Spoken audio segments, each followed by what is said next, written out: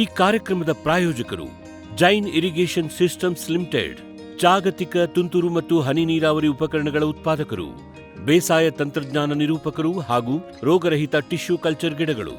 Cadbury's, cocoa ಬೆಳೆಸಿ ಅಧಿಕ ಆದಾಯ ಗಳಿಸಿ. ವೀಕ್ಷಕರೇ ನಮಸ್ಕಾರ. ಇವತ್ತಿನ ಜ್ಞಾನಿ ವಿಜ್ಞಾನಿ ಕಾರ್ಯಕ್ರಮಕ್ಕೆ ತಮಗೆ ಸ್ವಾಗತ.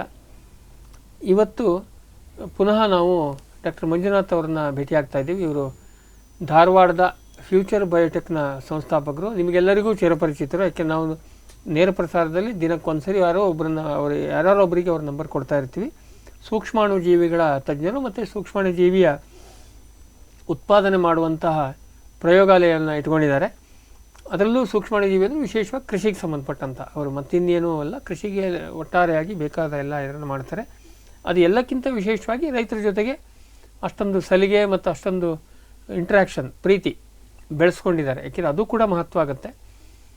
ರೈತರಿಗೆ ರೈತರ ಭಾಷೆಯಲ್ಲಿ ಹೇಳಬೇಕು. ಮತ್ತು ಗೊತ್ತಲ್ವ, ನಿಮಗೆ ಫೋನ್ ಮಾಡೋಕ್ಕೆ ಗೊತ್ತು ಟೈಮ್ ಇಲ್ಲ, ಹೊಡೆಯೋದೆ ಅದು ಎಷ್ಟೊತ್ತಿಗೆ ನಂಬರ್ ಸಿಗ್ತೋ ಅಷ್ಟೊತ್ತಿಗೆ ಹೊಡೆಯೋದು. ಅದನ್ನೆಲ್ಲ ಸಹಿಸ್ಕೊಂಡು ಕೂಡ ಅವರು ರೈತರನ್ನ ಅಟೆಂಡ್ ಮಾಡ್ತಾರೆ. ಅದರಿಂದಾಗಿ ಒಟ್ಟಾರೆಯಾಗಿ ಮತ್ತು ಎಲ್ಲಕ್ಕಿಂತ ಏನಂದರೆ ರೈತರಿಗೆ ರೈತರ ಭಾಷೆಯಲ್ಲಿ ಹೇಳಿದರೆ ಮಾತ್ರ ಅರ್ಥ ಆಗುತ್ತೆ. ಒಂದು ಜೊತೆಗೆ ಅದ್ರ ಮೇಲೆ ಪ್ರೀತಿ ಬರುತ್ತೆ. ಒಂದು ಟೆಕ್ನಾಲಜಿ ಯಶಸ್ವಿ ಆಗೋದು ಅಥವಾ ಫೇಲ್ ಆಗೋದು ಅಥವಾ ಜನರಿಂದ ಸ್ವೀಕಾರ ಆಗೋದು, ಇದೆಲ್ಲ ಹ್ಯೂಮನ್ ಬಿಹೇವಿಯರ್ ಮೇಲೆ ಕೂಡ ಭಾಳ ಕೌಂಟ್ ಆಗುತ್ತೆ. ಇಲ್ಲ ಅಂದರೆ ಅದು ಆಗೋದೇ ಇಲ್ಲ. ಹಾಗಾಗಿ ಈ ಬಯೋ ಫರ್ಟಿಲೈಸರ್ಗಳೆಲ್ಲ ಎಷ್ಟೊಂದು ಸುಮಾರು 5 ದಶಕಗಳಿಂದ ಅದು ಚಾಲ್ತಿಯಲ್ಲಿದೆ. ಬಟ್ ಅಂದರೆ ಇತ್ತು, ಆದರೆ ಅದು ಬಳಕೆಯಲ್ಲಿ ಬಂದಿರಲಿಲ್ಲ. ಅದಕ್ಕೆ ಹಲವಾರು ಕಾರಣಗಳಿದೆ ಇತ್ತೀಚೆಗೆ.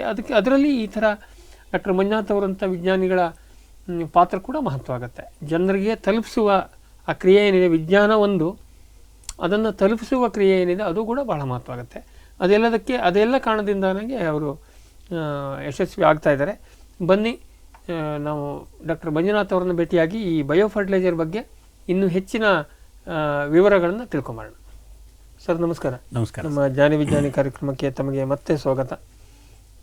ಈಗ ಹಿಂದಿನ ಕಂತಿನಲ್ಲಿ ನಾವು ಸಾಕಷ್ಟು ಈ ಬಯೋ ಫರ್ಟಿಲೈಸರ್ಗಳ ಬಗ್ಗೆ, ವಿಶೇಷವಾಗಿ ಸಾರಜನಕವನ್ನು ಸ್ಥಿರೀಕರಣ ಮಾಡುವಂಥ ಬ್ಯಾಕ್ಟೀರಿಯಾಗಳ ಬಗ್ಗೆ, ಸೂಕ್ಷ್ಮಾಣು ಜೀವಿಗಳ ಬಗ್ಗೆ ಸಾಕಷ್ಟು ತಿಳ್ಕೊಂಡಿದ್ವಿ. ಇವತ್ತು ಕೂಡ ಅದೇ ಚರ್ಚೆಯನ್ನು ಮುಂದುವರಿಸ್ತಾ ಇನ್ನು ನೀವು ಈ ಫಾಸ್ಫರಸ್ ಸೊಲ್ಯುಬಲೈಸಿಂಗ್ ಬ್ಯಾಕ್ಟೀರಿಯಾ, ರಂಜಕವನ್ನು ಕರಗಿಸುವ ಬ್ಯಾಕ್ಟೀರಿಯಾ, ಇನ್ನೊಂದು ಪೊಟ್ಯಾಷ್ ಬ್ಯಾಕ್ಟೀರಿಯಾ ಏನಿದೆ KMB, ಅದೆರಡು ನಾವು ಅವತ್ತು ಬಾಕಿ ಉಳಿಸಿದ್ವಿ. ಅದನ್ನ ಚರ್ಚೆಯನ್ನು ಮುಂದುವರಿಸ್ತಾ ಈ ರಂಜಕ ಕರಗಿಸುವ ಬ್ಯಾಕ್ಟೀರಿಯಾದ ಅಗತ್ಯ ಏನು ಬಿತ್ತು, ಏನಕ್ಕೆ ಬೇಕಾಯ್ತು? ಅದು ರಂಜಕ ಕರಗಿಸುವ ಸೂಕ್ಷ್ಮಾಣು ಜೀವಿಗೆ ಅಗತ್ಯ ಯಾಕೆ ಬಂತು ಅಂತಂದರೆ, ಸರ್ ಈಗ ಈ ಫಾಸ್ಫರಸ್ ಏನಿದೆ pHನಲ್ಲಿ ಸ್ವಲ್ಪ ಹೆಚ್ಚು ಕಮ್ಮಿ ಆದರೆ ಅದು ಹಿಡಿದಿಟ್ಕೊಂಡ್ಬಿಡುತ್ತೆ, ಅಥವಾ ನಮ್ಮ ಮಣ್ಣಿನಲ್ಲಿ ಅನ್ಅವೈಲೇಬಲ್ ಅಲಭ್ಯ ರೂಪಕ್ಕೆ ಹೋಗ್ಬಿಡುತ್ತೆ. ಈಗ ಯಾಕೆಂದರೆ ಈಗ ನಮ್ಮ ಫಾಸ್ಫರಸ್ ಅಂದರೆ PO4 ಏನಿದೆ ಅದು ನೆಗೆಟಿವ್ ಚಾರ್ಜ್ಡ್ ಇರುತ್ತೆ. ಓಕೆ. ಆದರೆ ನಮ್ಮ ಮಣ್ಣಿನಲ್ಲಿ ಅಥವಾ ನಮ್ಮ ತೋಟದಲ್ಲಿ ಪಾಸಿಟಿವ್ ಚಾರ್ಜ್ಡ್ ಅಯಾನ್ಸ್ ಹೆಚ್ಚಿಗೆ ಇದ್ರೆ, ಅಂದರೆ ಸೋಡಿಯಂ ಆಗಿರ್ಬೋದು, ಪೊಟ್ಯಾಷಿಯಂ ಆಗಿರ್ಬೋದು, ಅಲ್ಯೂಮಿನಿಯಂ ಆಗಿರ್ಬೋದು, ಈ ರೀತಿ ಪಾಸಿಟಿವ್ಲಿ ಚಾರ್ಜ್ಡ್ ಮಾಲಿಕ್ಯೂಲ್ಸ್ ಹೆಚ್ಚಿದ್ದು ಈ PO4 ಅಲ್ಲಿ ಹೋದಾಗ ಅವು ಬೈಂಡ್ ಮಾಡಿ ಒಂದು ಮಾಲಿಕ್ಯೂಲ್ ಆಗಿ ಉಳಿದ್ಬಿಡುತ್ತೆ. ಅಯಾನಿಂದ ಮಾಲಿಕ್ಯೂಲ್ ಆಗಿ ಕನ್ವರ್ಟ್ ಆಗಿ ಆ ಮಣ್ಣಿನಲ್ಲೇ ಕೂತು ಬಿಡುತ್ತೆ, ಗಿಡಕ್ಕೆ ಸಿಗೋದಿಲ್ಲ. ಸೊ ಅದಕ್ಕೆ ಅದನ್ನ ಒಂದು ಬಿಡುಗಡೆಗೊಳಿಸಿ ಅದು ದೊರೆಯುವ ರೂಪಕ್ಕೆ ಅದನ್ನ ಪರಿವರ್ತನೆ ಮಾಡಲಿಕ್ಕೆ ರಂಜಕ ಕರಗಿಸ್ತಕ್ಕಂಥ ಸೂಕ್ಷ್ಮಾಣು ಜೀವಿ ಅಗತ್ಯತೆ ಇದೆ. ಲಭ್ಯ ರೂಪಕ್ಕೆ ತರೋದಕ್ಕೆ. ಸೊ ಇದೇನ್ ಮಾಡುತ್ತೆ ಅಂತಂದ್ರೆ, ರಂಜಕ ಕರಗಿಸ್ತಕ್ಕಂಥ ಸೂಕ್ಷ್ಮಾಣು ಜೀವಿಯನ್ನ ನೀವು ಅಲ್ಲಿ ಹಾಕಿದಾಗ, ತೋಟಕ್ಕೆ ಹಾಕಿದಾಗ, ಈ ಸೂಕ್ಷ್ಮಾಣು ಜೀವಿ ಅಲ್ಲಿ ಕೋಟ್ಯಾಂತರ ಸಂಖ್ಯೆಯಲ್ಲಿ ಹೋಗಿ ಅವು ಇರೋವಂಥ ಜಾಗದಲ್ಲಿ ಸ್ವಲ್ಪ ಪ್ರಮಾಣದ ವೀಕ್ ಆರ್ಗ್ಯಾನಿಕ್ ಆ್ಯಸಿಡ್ಗಳನ್ನು ಸೆಕ್ರೇಟ್ ಮಾಡುತ್ತೆ, ಬಿಡುಗಡೆ ಮಾಡುತ್ತೆ. ಆರ್ಗ್ಯಾನಿಕ್ ಆ್ಯಸಿಡ್ ಅಂತಂದರೆ, ಈಗ ನಾವು ಈ ನಿಂಬೆಹಣ್ಣಿನಲ್ಲಿ ಸಿಟ್ರಿಕ್ ಆ್ಯಸಿಡ್ ಇದೆ, ಮೊಸರಿನಲ್ಲಿ ಲ್ಯಾಕ್ಟಿಕ್ ಆ್ಯಸಿಡ್ ಇದೆ, ಈ ಥರದ ಒಂದು ವೀಕ್ ಆರ್ಗ್ಯಾನಿಕ್ ಆ್ಯಸಿಡ್ಗಳನ್ನು ಅಲ್ಲಿ ಬಿಡುಗಡೆ ಮಾಡುತ್ತೆ. ಆ ಒಂದು ಬಿಡುಗಡೆ ಮಾಡಿದಾಗ ಅಲ್ಲಿ ಹಿಡಿದಿಟ್ಕೊಂಡಂಥ ಒಂದು ರಂಜಕ ಏನಿರುತ್ತೆ ಅದು ಬಿಡುಗಡೆ ಹೊಂದಿ ನಮ್ಮ ಬೇರಿಗೆ ಅಯಾನ್ ರೂಪಕ್ಕೆ ಬಂದು ಅದು ಸಿಗೋ ಒಂದು ಸಿಗುತ್ತೆ. ಹಂಗೆ ಮಾಡಿದ್ರಿಂದ ಅದಕ್ಕೆ ಬ್ಯಾಕ್ಟೀರಿಯಾಕ್ಕೆ ಏನು ಲಾಭ? ಬ್ಯಾಕ್ಟೀರಿಯಾ ಇದು ಗಿಡದಿಂದ ಏನು ಮಾಡುತ್ತೆ ಅಂದರೆ, ನಾವು ಆಲ್ರೆಡಿ ಚರ್ಚೆ ಮಾಡಿದಾಗೆ ಗಿಡಗಳು ಸ್ರವಿಸಲ್ಪಟ್ಟ ಒಂದು ದ್ರವ್ಯಗಳ ಮೇಲೆ ಇದು ಕೆಲಸ ಮಾಡುತ್ತೆ, ಬದುಕೊಂಡಿದೆ. ಅಂದ್ರೆ ಗಿಡ ಚೆನ್ನಾಗಿ ಬೆಳೆದ್ರೆ ಇದಕ್ಕೂ ಲಾಭ. ಹಂಗೆ. ಸೊ ಇದರಿಂದ ಇದು ರಂಜಕವನ್ನು ಕರಗಿಸುತ್ತೆ. ಅದ್ರ ಜೊತೆಗೇನೆ ಸಸ್ಯ ಪ್ರಚೋದಕ ಹಾರ್ಮೋನುಗಳನ್ನು ಸಹ ಇದು ಗಿಡಕ್ಕೆ ಒದಗಿಸಿಕೊಡುತ್ತೆ. ಸೈಟೋಕೈನಿನ್ಸು, ಜಿಬ್ಬರ್ಲಿನ್ಸು, ಈ ತರ ಇವು ಹಾರ್ಮೋನ್ಸ್ಗಳನ್ನು ಸಹ ಗಿಡಕ್ಕೆ ಕೊಡೋದ್ರಿಂದ ಅದರ ಬೆಳವಣಿಗೆ, ಕಣ್ಣುಗಳ ನಡುವಿನ ಅಂತರ, ಆಮೇಲೆ ಚಿಗುರುವಿಕೆ, ಎಲೆ ಚೆನ್ನಾಗಿ ಬೆಳೆಕೊಳ್ಳೋಕೆ, ಇದರೆಲ್ಲದ್ರ ಮೇಲೂ ಈ ಪರಿಣಾಮ ಬೀರುತ್ತೆ. ಬಟ್ ಇದು ಸ್ವತಂತ್ರವಾಗಿ ಬದುಕುತ್ತೆ, ಇದು ಗಿಡದಲ್ಲಿ ನೇರವಾಗಿ ಒಳಗೋಗಿ ಕೂತ್ಕೊಳ್ಳೋದಲ್ಲ. ಇಲ್ಲ, ಸ್ವತಂತ್ರವಾಗಿ ಬದುಕು, free living sir. Free living. Okay. ಇದು ಈಗ ನಾವು ಜನರಲ್ ಆಗಿ ನಾವು ಇದು ಹೇಳಿದ್ವಿ, ಫಾಸ್ಫರಸ್ ಸಾಲ್ಯುಬಲೈಸಿಂಗ್ ಬ್ಯಾಕ್ಟೀರಿಯಾ. ಅದು ಯಾವ ಬ್ಯಾಕ್ಟೀರಿಯಾ? ಅದರಲ್ಲಿ ಮುಖ್ಯವಾಗಿ ರಂಜಕ ಕರಗಿಸ್ತಕ್ಕಂಥ ಸೂಕ್ಷ್ಮಾಣುಜೀವಿಯಲ್ಲಿ ಬ್ಯಾಸಿಲಸ್ ಸ್ಪೀಶೀಸ್ ಇರುತ್ತೆ, ಮತ್ತು ಸುಡೋಮೋನಾಸ್ ಸ್ಪೀಶೀಸ್ ಇರುತ್ತೆ, ಮತ್ತು ಮೈಕ್ರೋಕಾಕಸ್ಸು, ಆಮೇಲೆ ಬರ್ಕೋಲ್ಡೇರಿಯಾ, ಸೆಪಾಶಿ, ಈ ಥರದ್ದೆಲ್ಲ ಜೀವಾಣುಗಳು ರಂಜಕ ಕರಗಿಸ್ತಕ್ಕಂಥ ಕೆಲಸವನ್ನ ಮಾಡಲಿಕ್ಕೆ ಹೆಚ್ಚು ಹೆಸರುವಾಸಿ. ಈಗ ಸುಡೋಮೋನಾಸ್ ವರ್ಗದವು ಕೆಲವೊಂದಷ್ಟು ಪ್ಯಾಥೋಜನ್ಸ್ ಇದಾವೆ ಸರ್, ರೋಗಾಣುಗಳು ಇದಾವೆ. ಬಟ್ ಇಲ್ಲೂ ಕೂಡ ಒಳ್ಳೆ ಕೆಲಸ ಮಾಡ್ತವೆ. ನಾವು ಫೈನಲ್ ಮಾಡುವಾಗ ಅವು ನಾನ್ ಪ್ಯಾಥೋಜೆನಿಕ್ ಅಂತ ಕನ್ಫರ್ಮ್ ಮಾಡಿಕೊಂಡು ಅವರು ರಿಲೀಸ್ ಮಾಡಿರ್ತಾರೆ. ಓಕೆ. ಈಗ ನೀವು PSB ಹೇಳ್ಕೊಡ್ತಾ ಹಂಗಾರೆ ಒಂದಲ್ಲ, ಅದು ಮತ್ತೆ 3-4 ಕೊಡ್ತೀರಾ? ಈ ನಿಮ್ಮ ಕನ್ಸಾರ್ಷಿಯಂನಲ್ಲಿ ಹೇಗಿರುತ್ತೆ PSB? ನಮ್ಮಲ್ಲಿ ಹೆಚ್ಚಾಗಿ ಬ್ಯಾಸಿಲಸ್ ಜಾತಿಗೆ ಸೇರಿದಂಥ ಜೀವಾಣುಗಳು ಹೆಚ್ಚಿರುತ್ತವೆ ಸರ್. ಅದು ಇದರಲ್ಲಿ ಎಫಿಷಿಯಂಟ್. ಓಕೆ. ಇದು ಏನಾದ್ರು ನೀವು ಕ್ವಾಂಟಿಫಿಕೇಶನ್ ಮಾಡಿದ್ದೀರಾ? ಅಂದ್ರೆ ಈಗ ಎಷ್ಟು ಎಕರೆಗೆ ಇಂತಿಷ್ಟು ಬಿಡುಗಡೆ ಮಾಡುತ್ತೆ, ಹಾಗೇನಾರು ಇದೆಯಾ? ಕ್ವಾಂಟಿಫಿಕೇಶನ್ ಆಗಿದೆ ಸರ್. ಎಕರೆಗೆ 15ರಿಂದ 20 kg ರಂಜಕ ಈ ಸೂಕ್ಷ್ಮಾಣುಜೀವಿಗಳು ಬಿಡುಗಡೆ ಮಾಡಿ. ಸೊ ಇದನ್ನ ಬಳಕೆ ಮಾಡಿದ್ರೆ ನೀವು ರಂಜಕದ ಗೊಬ್ಬರವನ್ನು ಕಡಿಮೆ ಮಾಡಬಹುದು, ಬಳಕೆಯನ್ನು ಕಡಿಮೆ ಮಾಡಬಹುದು. ನಾವು ಯಾಕಂದ್ರೆ ನಿಖರ ಕೃಷಿ ಬಗ್ಗೆ ಮಾತಾಡ್ತಾ ಇದ್ದಾಗ ಒಬ್ರು ಸೈಂಟಿಸ್ಟ್ ಹೇಳ್ತಾ ಇದ್ರು, ಡಾಕ್ಟರ್ MB ಪಾಟೀಲ್, ನಾವು ನಿಖರ ಕೃಷಿ ಪ್ರಯೋಗ ಮಾಡುವಾಗ ಒಂದು ಮಣ್ಣಲ್ಲಿ ಸಾಕಷ್ಟು ಇದಿತ್ತು, ಫಾಸ್ಫರಸ್ ಇತ್ತು.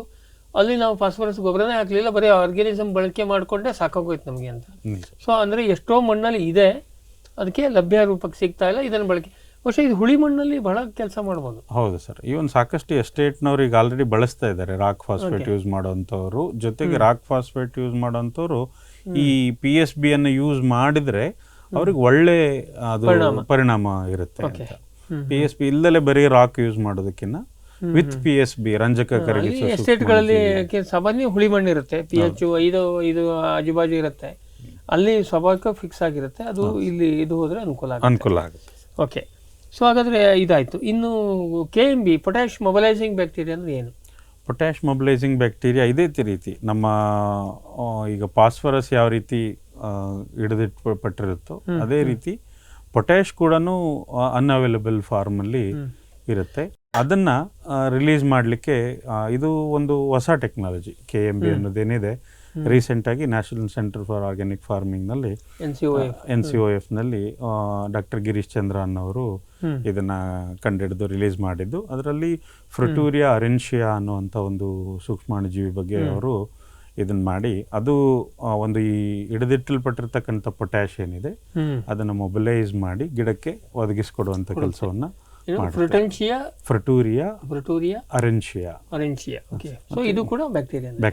ಗೊತ್ತಾಗಿ ಈ ಎಲ್ಲ ಸಾರ್ವಜನಿಕ ಇದರಲ್ಲಿ ಎಲ್ಲೂ ಫಂಗಸ್ ಇಲ್ಲ, ಎಲ್ಲ bacteria. Okay. Phosphorus solubilising fungi ಒಂದಿದೆ, ಆದರೆ ಇವು ನೈಟ್ರೋಜನ್ ಫಿಕ್ಸಿಂಗ್ ಅಲ್ಲಿ ಇದರಲ್ಲೆಲ್ಲ ಮುಖ್ಯವಾಗಿ ಆಲ್ಮೋಸ್ಟ್ ಬ್ಯಾಕ್ಟೀರಿಯಾಗಳೇ, ಗ್ರಾಮ್ ನೆಗೆಟಿವ್ ಬ್ಯಾಕ್ಟೀರಿಯಾಗಳೇ ಹೆಚ್ಚಿದಾವೆ. ಓಕೆ. ಓಕೆ. ಸೊ ಹಾಗಾದ್ರೆ ಈ ಒಂದು ಹಂಗಾರೆ ಈಗ ಪೊಟ್ಯಾಶ್ ಮೊಬಿಲೈಸಿಂಗು ಈಗ ಸದ್ಯಕ್ಕೆ ಬಳಕೆಯಲ್ಲಿರೋದು ಅದೊಂದೇ. ಹೌದು ಸರ್. ಅದು ಬಹುಶಃ ಈಗ ಒಂದು 10 ವರ್ಷದ ಈಚೆ ಬಂದಂಗಿದೆ. ಹೌದು. ನಾವು ಕಾಲೇಜಿಗೆ ಹೋಗುವಾಗ ಅದು ನಮ್ಮ ಫಾಸ್ಫರಸ್ಸಿಗೆ ನಿಲ್ತಿತ್ತು, ಅದು ಮುಂದೆ ಹೋಗ್ತಿರ್ಲಿಲ್ಲ. ಹೌದು ಸರ್. ಈಗ ಅದು ಥಯೋಬ್ಯಾಸಿಲಸ್ ಸ್ಪೀಶೀಸ್, ಫ್ರುಟೂರಿಯಾ ಅರೆನ್ಶಿಯಾ ಜೊತೆಗೆ ಕೆಲವು ಥಯೋಬ್ಯಾಸಿಲಸ್, ಆಮೇಲೆ ಬರ್ಕೋಲ್ಡೇರಿಯಾ ಸ್ಪೀಶೀಸ್ಗಳನ್ನು ಸಹ ಈ ಪೊಟ್ಯಾಶ್ ಮೊಬಿಲೈಸಿಂಗ್ ಕೆಲಸವನ್ನು ಮಾಡ್ತವೆ ಅಂತ ಹೇಳಿ ಇತ್ತೀಚಿನ ರಿಸರ್ಚ್ ಪ್ರಕಾರ ತಿಳಿದು ಬರ್ತಾ ಇದೆ. ಈಗ ಈಗ ಆಯ್ತು, ಇದು ನಾವು NPK ಮಾತಾಡಿದ್ವಿ. ಇದಲ್ದೇ ಬೇರೆ ಈಗ ಹಲವಾರು, ಈಗ ಒಟ್ಟಾರೆ 16ರಲ್ಲಿ ನಾವು ಬರೀ 3 ಅಷ್ಟೇ ಮಾತಾಡಿದ್ವಿ. ಉಳಿದಂತೆ ಇವ್ರನ್ನ ವರ್ಕ್ ಮಾಡುವಂಥ ಯಾವ್ದಾದ್ರು ಖಂಡಿತ ಇದ್ದೇ ಇರ್ತವೆ ಮಣ್ಣಲ್ಲಿ. ಈಗಾಗಲೇ ನಾವು ಅದನ್ನ ಬಳಕೆಗೆ, ವಾಣಿಜ್ಯ ಬಳಕೆಗೆ ತಂದಿದ್ದಿದೆಯಾ ಅಥವಾ ಐಡೆಂಟಿಫೈ ಮಾಡಿ ಬೇರೆ, ಉದಾಹರಣೆ ಕ್ಯಾಲ್ಸಿಯಂ ಇರ್ಬೋದು, ಮ್ಯಾಗ್ನೀಷಿಯಂ, ಆ ಥರದ್ದು ಏನಾದ್ರು ಇದೆಯಾ? ಸಿಲಿಕಾ ಸಾಲ್ಯುಬಲೈಸಿಂಗ್ ಒಂದು ಇದೆ ಸರ್ ಇದರಲ್ಲಿ, ಮತ್ತೆ ಜಿಂಕ್ ಸಾಲ್ಯುಬಲೈಸಿಂಗ್, ಇವೆರಡೂ. ಸರ್ ಒಂದು ನೀವು ಗಮನ ಇಟ್ಕೋಬೇಕು ಇದರಲ್ಲಿ, ಇಷ್ಟು ಸೂಕ್ಷ್ಮಾಣುಜೀವಿಗಳು ಇರೋದನ್ನ ಅಥವಾ ಹಿಡಿದಿಟ್ಕೊಳ್ಳೋದನ್ನ ಒದಗಿಸ್ಕೊಡ್ತವೆ. ನೈಟ್ರೋಜನ್ ಒಂದನ್ನು ಬಿಟ್ಟು, ನೈಟ್ರೋಜನ್ ಒಂದನ್ನು ಮಾತ್ರ ಗಾಳಿಯಿಂದ ತೆಗೆದುಕೊಡ್ತವೆ. ಮಿಕ್ಕಿದೆಲ್ಲವನ್ನು ನಿಮ್ಮ ಮಣ್ಣಿನಲ್ಲಿ ಇದ್ದರೆ ಸಿಗಿಬಿದ್ದಿದ್ರೆ ಅಥವಾ ಹಿಡ್ಕೊಂಡಿದ್ರೆ ಅಥವಾ ಇಮ್ಮೊಬಿಲೈಸ್ ಆಗಿದ್ರೆ ಅದನ್ನ ರಿಲೀಸ್ ಮಾಡುವಂತ ಕೆಲಸವನ್ನು ಮಾಡ್ತವೆ. ನಾನು ಬರೀ ಜೀವಾಣುವನ್ನೇ ಕೊಟ್ಬಿಡ್ತೀನಿ, ಬೇರೆ ಯಾವುದನ್ನು ಫುಡ್ ಅಥವಾ ಅಲ್ಲಿ ಇಮ್ಮೊಬಿಲೈಸ್ಡ್ ನ್ಯೂಟ್ರಿಯೆಂಟ್ ಇಲ್ಲ ನಮ್ಮ ಹೊಲದಲ್ಲಿ ಅಂತಂದ್ರೆ ಇವು ಕೆಲಸ ಮಾಡೋದಿಲ್ಲ. ಕೆಲಸ ಮಾಡೋಕೆ ಅವಕ್ಕೆ ಇಲ್ಲ, ನಿಮಗೇನು ಕೊಡ್ತವೆ? ಈಗ ನಾವು ಚೆನ್ನಾಗಿ ಊಟ ಮಾಡಿದ್ಮೇಲೆ ಎಲೆಡಿಕೆ ಹಾಕೊಂಡ್ರೆ ಜೀರ್ಣ ಆಗ್ತದೆ, ಬರೀ ಎಲೆಡಿಕೆ ಹಾಕೊಂಡ್ರೆ ನಿಮಗೆ ಹೊಟ್ಟೆ ಉರಿ ಆಗ್ತದೆ. ಆ ರೀತಿ ಕೆಲಸ ಆಗ್ತದೆ ಸರ್. ಹಾಗಾಗಿ ಇದು ಮಣ್ಣು ಮಣ್ಣಲ್ಲಿ ಒಂದು ಮಟ್ಟಕ್ಕೆ ಇದ್ದೇ ಇರುತ್ತೆ, ಆದ್ರೆ ಇದು ಯಾವುದೇ ಕಾರಣಕ್ಕೆ ಮೂಲ ಗೊಬ್ಬರವನ್ನ ರಿಪ್ಲೇಸ್ ಮಾಡೋದಿಲ್ಲ. ಅಂದ್ರೆ ಇದನ್ನ ಕೊಟ್ವಿ ನಾವು ಅದನ್ನ ಬಂದ್ ಮಾಡ್ಬೋದು ಅಂತದಿಲ್ಲ, ಪ್ರಮಾಣ ಕಡಿಮೆ ಮಾಡ್ಬೋದು. ವಿಶೇಷವಾಗಿ ಸಾರ್ವಜನಿಕರ ವಿಷಯದಲ್ಲಿ ಹೊರಗಿಂದ ಬರೋದಕ್ಕೆ ಇಲ್ಲಿ ಇದು ಅವೈಲೇಬಲ್ ಮಾಡಿ ಇದ್ದಿದ್ದನ್ನು ಕರಗಿಸಿಕೊಡೋದಕ್ಕೆ. ಅಟ್ಲೀಸ್ಟ್ ಅಂದ್ರೆ ಇನ್ನೊಂದೇನು ಹೇಳ್ಬೋದು ಅಂದ್ರೆ ಮೂಲ ರೂಪದಲ್ಲಿ ಕೊಡಿ ನೀವು. ಸಾಕಷ್ಟು ಸಾವಯವ ಗೊಬ್ಬರ ಕೊಡಿ, ರಾಕ್ ಫಾಸ್ಫರಸ್ ಅನ್ನು ಕೊಡಿ. ಯಾವುದೇ ರೀತಿ ಸಾವಯವ ವಸ್ತುವನ್ನು ಕೊಟ್ಟರೆ ಅದರಲ್ಲಿ ಇವಿರ್ತವೆ, ಇದನ್ನು ಕರಗಿಸಿ ಕೊಡ್ಲಿಕ್ಕೆ ನಮ್ಮೆಲ್ಲ ಜೀವಾಣುಗಳು ಕೆಲಸ ಮಾಡ್ತವೆ. ಈಗ ಸಿಲಿಕಾ ಸಾಲ್ಬಲೈಸಿಂಗ್ ಮತ್ತೆ ಇನ್ನೊಂದು ಹೇಳಿದ್ರೆ ಜಿಂಕ್ ಅದು ವಾಣಿಜ್ಯ ಬಳಕೆಗೆ ಬಂದಿದೆ ಸರ್, ಬಂದಿದೆ. ಸೊ ಇವೆಲ್ಲ ಇನ್ನೊಂದು ನೀವೇನು ಗಮನಿಸಬೇಕು ಅಂದ್ರೆ, ನಮ್ಗೆ ಯಾವುದೋ ಒಂದು ಚೆನ್ನಾಗಿ ಕಂಡು ಬಂದಿದೆ ಲ್ಯಾಬ್ ಅಲ್ಲಿ ಅಂತ ಹೇಳಿ ನಾವು ಅದನ್ನ ತಂದು ವಾಣಿಜ್ಯ ರೂಪದಲ್ಲಿ ರಿಲೀಸ್ ಮಾಡ್ಬಿಡಕ್ ಬರೋದಿಲ್ಲ. ನಮಗೆ ರಾಜ್ಯ ಸರ್ಕಾರ ಮತ್ತು ಕೇಂದ್ರ ಸರ್ಕಾರಗಳ ಪರ್ಮಿಷನ್ ಬೇಕಾಗುತ್ತೆ. ಅವರು ಸಾಕಷ್ಟು ಕಡೆ ಮಲ್ಟಿ ಲೊಕೇಶನ್ ಟ್ರಯಲ್ ಆಗಿ ಅದು ಅನುಮಾನಕ್ಕೆ ಎಡೆ ಇಲ್ಲದಂತೆ ಪ್ರೂವ್ ಆಗಿರಬೇಕು. ಹೌದು ಸರ್, ಹೌದು. ಆಮೇಲೆ ನಾನೇ ಸ್ವತಂತ್ರವಾಗಿ ನಾನೊಂದು ಆರ್ಗ್ಯಾನಿಸಮ್ ಕಂಡುಹಿಡಿದಿದ್ದೀನಿ, ಅದು ಚೆನ್ನಾಗಿ ಕೆಲಸ ಮಾಡುತ್ತೆ, ನಾಳೆ ಅದನ್ನು ಕಮರ್ಷಿಯಲ್ ರಿಲೀಸ್ ಮಾಡ್ತಿದ್ದೀನಿ ಅಂತ ಮಾಡಕ್ಕೆ ಬರಲ್ಲ.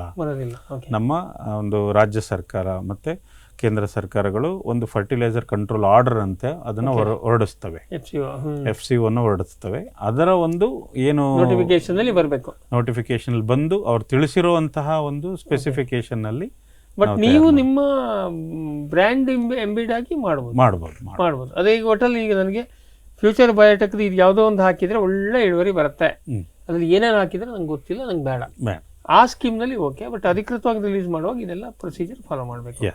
ಸೊ ಈಗ ನೀವು ಈಗ NPK ಕಲ್ಚರು ಮತ್ತು ಇದನ್ನ ಏನು ಕೊಡುವಾಗ ಇದು ಎಲ್ಲದನ್ನು ಮಿಶ್ರ ಮಾಡ್ತೀರಾ? NPK ಹೌದು, NPK ಕಲ್ಚರು ಮತ್ತು PSB KMB ಒಂದೇ ಕನ್ಸಾರ್ಷಿಯಂನಲ್ಲಿ ಬರ್ತದೆ?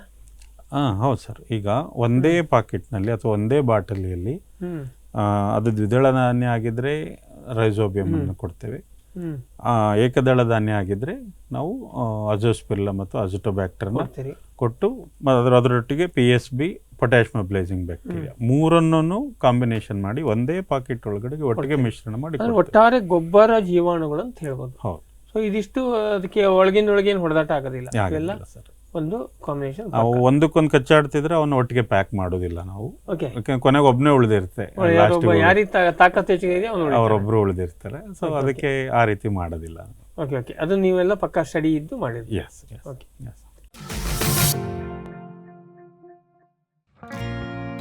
ಜೈನ್ ಇರಿಗೇಷನ್ ಸಿಸ್ಟಮ್ಸ್ ಲಿಮಿಟೆಡ್ ಭಾರತದ ಹನಿ ನೀರಾವರಿ ತಂತ್ರಜ್ಞಾನದ ಪ್ರಥಮ ಪ್ರವರ್ತಕ, ಜಗತ್ತಿನ ಅತಿ ದೊಡ್ಡ ಸ್ಪ್ರಿಂಕ್ಲರ್ಸ್ ಉತ್ಪಾದಕ ಕಂಪನಿ. ಸಂರಕ್ಷಿತ ಕೃಷಿಯಲ್ಲಿ ಹಸಿರು ಮನೆಗಾಗಿ ಮಿಸ್ಟರ್, ಫಾಗರ್, ಫ್ಯಾನ್ ಮತ್ತು ಪ್ಯಾಡ್ ಹಾಗೂ ನೆರಳು ಮನೆ, ಸ್ವಯಂಚಾಲಿತ ನೀರಾವರಿ ವ್ಯವಸ್ಥೆ ಮತ್ತು ರಸಾವರಿ ತಂತ್ರಜ್ಞಾನ. ಕೃಷಿಯಲ್ಲಿ ನೀರಿನ ಸಮರ್ಪಕ ಬಳಕೆ ಹಾಗೂ ಉಳಿತಾಯಕ್ಕೆ ಮತ್ತೊಂದು ಹೆಸರು ಜೈನ್. ಕೋಕೋ ಈಗ ಕರ್ನಾಟಕದ ವಾಣಿಜ್ಯ ತೋಟದ ಬೆಳೆಗಳಲ್ಲೊಂದು. ಅಧಿಕ ಇಳುವರಿಯ ಹೈಬ್ರಿಡ್ F1 ಗಿಡಗಳು ಕ್ಯಾಡ್ಬರಿ ನರ್ಸರಿಗಳಲ್ಲಿ ಮಾತ್ರ ಲಭ್ಯ. ಗಿಡ ಬೇಕಾದವರು ಕ್ಯಾಡ್ಬರಿ ಅಧಿಕಾರಿಗಳನ್ನು ಸಂಪರ್ಕಿಸಿ.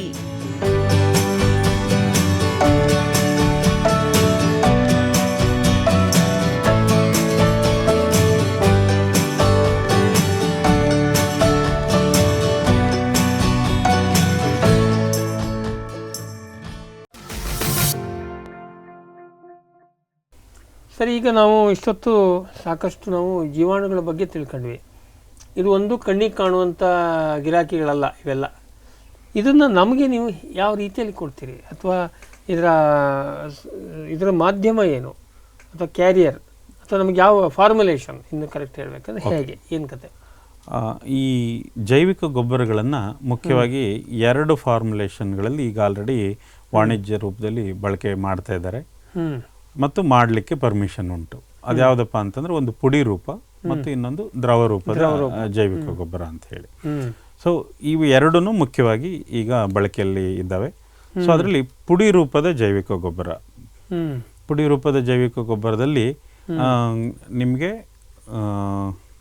ಅದರ ಕೌಂಟ್, ಅದರೊಳಗಡೆ ಜೀವಾಣುವಿನ ಕೌಂಟು 5 × 10⁻⁷ ಪ್ರತಿ ಗ್ರಾಮಿಗೆ ಇರಬೇಕು ಪೌಡರ್ ರೂಪದಲ್ಲಾದರೆ. ಅಥವಾ ಲಿಕ್ವಿಡ್ ಮಾಧ್ಯಮದಲ್ಲಿ ನಾವು ಒಂದು ಮಾಡಿದರೆ ಅದರಲ್ಲಿರ್ತಕ್ಕಂಥ ಕೌಂಟು ಪ್ರತಿ ಮಿಲಿಯಲ್ಲಿ 5 × 10⁹ ml ಕಾಲೋನಿ ಫಾರ್ಮಿಂಗ್ ಯೂನಿಟ್ಸ್ ಇರಬೇಕು. CFU ಅಂತಂದರೆ ಒಂದು ಜೀವಾಣು ಒಂದು ಕಾಲೋನಿಯನ್ನು ಮಾಡುವಂತಹ ಒಂದು ಅದು ಶಕ್ತಿ ಹೊಂದಿರುವಂತಹ ಯೂನಿಟ್ ಆಗಿರಬೇಕು. ಸೊ ಅದನ್ನು ನಾವು CFU ಅಂತ ನಾವು ಕರಿತೀವಿ. ಅಲ್ಲ, ಈಗ ಇದರಲ್ಲಿ ಪೌಡರ್ಗೆ ಇದಕ್ಕೆ ವ್ಯತ್ಯಾಸ ಬಂತು ಸರ್. ಯಾವುದರಲ್ಲಿ ಹೆಚ್ಚು? ಲಿಕ್ವಿಡ್ನಲ್ಲಿ ಹೆಚ್ಚು. ಲಿಕ್ವಿಡಲ್ಲಿ ಹೆಚ್ಚಿಗೆ ಇರಬೇಕು ಇದೆ. ಓಕೆ. ಸೊ ಇದನ್ನ ಪೌಡ್ರು ಅಥವಾ ಲಿಕ್ವಿಡ್ ಎರಡರಲ್ಲಿ ಕೊಡಬಹುದು. ಆಮೇಲೆ ಈ ಪೌಡ್ರ್ನಲ್ಲಿ ನಾವು ಹಳೆ ಕಾಲದಲ್ಲಿ ಲಿಗ್ನೈಟ್ ಪೌಡ್ರ್ ಕಪ್ಪು ಪುಡಿ ಕಾಣಿಸ್ತಿತ್ತು, ಕೃಷಿ ಇಲಾಖೆಯಿಂದೆಲ್ಲ ಬರ್ತಿತ್ತು ಅವಾಗ. ಅದಕ್ಕೂ ಈಗ ನೀವೆಲ್ಲ ಕೊಡೋದು ಕಡಲೆ ಹಿಟ್ಟು ಥರ ಕಾಣುತ್ತೆ. ಏನು ವ್ಯತ್ಯಾಸ ಅದು? ಈಗ ಅದು 2 ಮಾಧ್ಯಮಗಳು.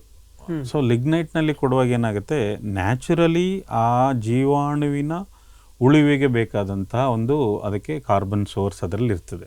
ಲಿಗ್ನೈಟ್ನಲ್ಲಿ ಇರುತ್ತೆ. ಲಿಗ್ನೈಟ್ನಲ್ಲಿ ಅಪ್ ಟು 40% ಕಾರ್ಬನ್ ಇರ್ತದೆ. ನೈಸರ್ಗಿಕವಾಗಿ ಸಿಗುವ ಪುಡಿನ? ಹೌದು ಸರ್, ನೈಸರ್ಗಿಕವಾಗಿ ಭೂಮಿ ಒಳಗಡೆ ಅದು ಅಡಕವಾಗಿ ಸೇರ್ಕೊಂಡು, ಅಂದ್ರೆ ಈ ಮರಗಳು, ಗಿಡಗಳು, ಎಲೆ ಅಂಥದ್ದೆಲ್ಲ ಪ್ರೆಸ್ ಆಗಿ ಕಲ್ಲಿದ್ದ ಥರನೇ, ಬಟ್ ಇದು ನ್ಯಾಚುರಲಿ ಫಾರ್ಮ್ಡ್. ಇದು ಮಿನರಲ್ ಸೋರ್ಸ್ ಅಲ್ಲ, ನ್ಯಾಚುರಲ್ ಸೋರ್ಸ್. ಇದರಲ್ಲಿ ಕಾರ್ಬನ್ ಕಂಟೆಂಟ್ ಚೆನ್ನಾಗಿರುತ್ತೆ. ಅದು ನಿಮಗೆ ಅದು ಮೈನಿಂಗ್ ಮಾಡಿ ಯಾರೋ ಒದಗಿಸ್ತಾರೆ. ಸೊ ಇಂತಿಷ್ಟು ಇದಿದೆ, ಇಂಥ ಕ್ವಾಲಿಟಿ ಇದೆ. ಹಂಗಾರೆ ಅದು ಇಡ್ಲಿ ಪುಡಿ ಅಲ್ಲ, ಕೋಲಲ್ಲ. ಕೋಲ್ನಲ್ಲಿ ಅದು ಸುಟ್ಟಾಗ ಏನಾಗುತ್ತೆ, ಈ ಕಾರ್ಬನ್ ಕಂಟೆಂಟ್ ಹೋಗ್ಬಿಡುತ್ತೆ. ಸೊ ಕೋಲ್ನಲ್ಲಿ ನಿಮ್ಗೆ ಅಷ್ಟು ಕಾರ್ಬನ್ ಪರ್ಸೆಂಟ್ ಸಿಗೋದಿಲ್ಲ. ಕೋಲು ಅಲ್ಲ, ಚಾರ್ಕೋಲು ಅಲ್ಲ, ಇದು ಲಿಗ್ನೈಟ್. ಓಕೆ. ಅದನ್ನ ಆದ್ರೆ ಅದು ಈಗ ಹೆಚ್ಚು ಬಳಕೆಯಲ್ಲಿ ಇಲ್ವಾ? ಇದೆ ಸರ್, ಇದೆ. ಆ ಫಾರ್ಮುಲೇಷನ್ನು ಇದೆ, ಲಿಗ್ನೈಟ್ ಫಾರ್ಮುಲೇಷನ್ನು ಇದೆ, ಟಾಲ್ಕ್ ಫಾರ್ಮುಲೇಷನ್ನು ಇದೆ. ಟಾಲ್ಕ್ ಪೌಡ್ರಲ್ಲಿ ಅಂತಂದ್ರೆ ಅದು ಒಂದು ಮಿನರಲ್ ಪೌಡರ್. ನಿಮಗೆ ಟಾಲ್ಕ್ ಕಲ್ಲು ಪುಡಿ, ನಾವೇನು ಮುಖಕ್ಕೆ ಕಲ್ಲಿನ ಪುಡಿ ಈ ಮುಖಕ್ಕೆ ಪೌಡರ್ ಹಚ್ಕೊಂತೀವಲ್ಲ, ಅದರದ್ದೇನೆ ನಿಮಗೆ ಫೈನರ್ ವರ್ಷನ್. ಈಗ ಮುಖಕ್ಕೆ ಹಚ್ಕೊಳ್ಳೋದು ಫೈನ್ ಟಾಲ್ಕಮ್ ಪೌಡರ್ ಅಂತ ಬರ್ದಿರ್ತಾರೆ.